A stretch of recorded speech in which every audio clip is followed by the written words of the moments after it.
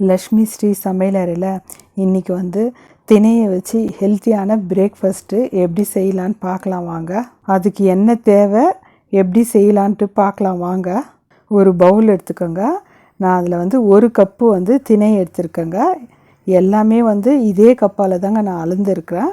அதில் வந்து 1 கப்பு வந்து திணை எடுத்துக்கிறேன். அதே கப்பால் 1/4 கப்பு வந்து துவரம்பருப்பு எடுத்துருக்கேங்க. நான் 1/4 கப்பு வந்து உளுத்தம்பருப்பு எடுத்துருக்கிறேன்.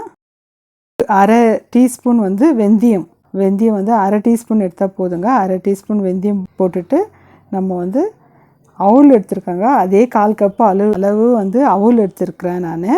இப்போ வந்து நல்லா தண்ணி ஊற்றி 2 டைம் வந்து நல்லா கழுவி எடுத்துக்கலாங்க. நம்ம இப்போ தண்ணி ஊற்றி நம்ம ஊற வச்சுக்கலாங்க. குறைஞ்சபட்சம் 5 ஹவர் இல்லைன்னா 7 ஹவர் நம்ம ஊற வச்சு எடுத்துக்கலாங்க. இப்போ தட்டு போட்டு நம்ம மூடி வச்சிடலாங்க. அவுல் வந்து நம்ம வந்து அரைக்கிறதுக்கு முன்னாடி வந்து ஒரு 10 நிமிஷத்துக்கு முன்னாடி வந்து ஊற வச்சா போதுங்க. இப்போ தண்ணி ஊற்றி 2 டைம் கழுவி எடுத்துக்கலாங்க. அவுலை கொஞ்சமாக தண்ணி ஊற்றி அவுலை ஊற வச்சு எடுத்துக்கலாங்க. நம்ம இப்போ பாருங்கள் 7 ஹவர் நல்லா ஊறிடுச்சுங்க. பருப்பு எல்லாம் நல்லா ஊறி வந்துருக்குது. தண்ணியை வடிகட்டிட்டு இப்போ நம்ம மிக்ஸி ஜாரில் நம்ம எல்லா பொருளும் சேர்த்துக்கலாங்க.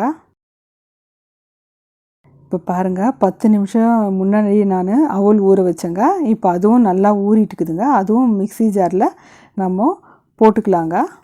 இப்போ நம்ம வந்து தோசை மாவு பதத்துக்கு நல்லா நைஸாக அரைச்சின்னு வந்துடலாங்க. இப்போது தண்ணி ஊற்றி அரைச்சி எடுத்துன்னு வந்துடலாம்.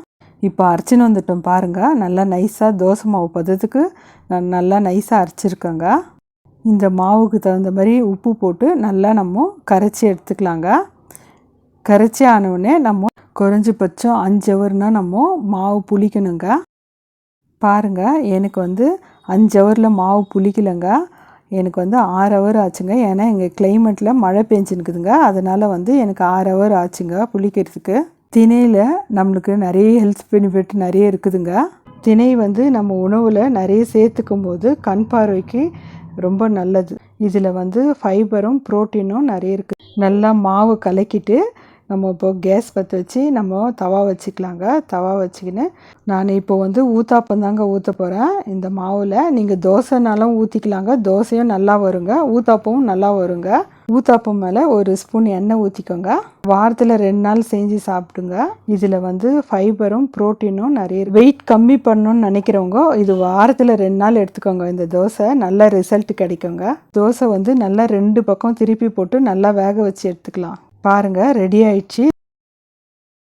திணை தோசை ரெடி ஆயிடுச்சு பாருங்கள். நம்ம இது தொட்டு சாப்பிட்றதுக்கு சட்னி, சாம்பார், குருமா எது இருந்தாலும் இதுக்கு வந்து தொட்டுன்னு சாப்பிட்டோம்னா டேஸ்ட் வந்து ரொம்ப நல்லா இருக்குங்க. ரொம்ப நல்லா சாஃப்டாக நல்லா தோசை வந்துக்குதுங்க. நீங்கள் ஒரு டைம் இந்த மாதிரி செஞ்சு பார்த்துட்டு உங்கள் ஃபீட்பேக் எனக்கு சொல்லுங்கள். லைக் பண்ணுங்கள், ஷேர் பண்ணுங்கள், சப்ஸ்கிரைப் பண்ணுங்கள்.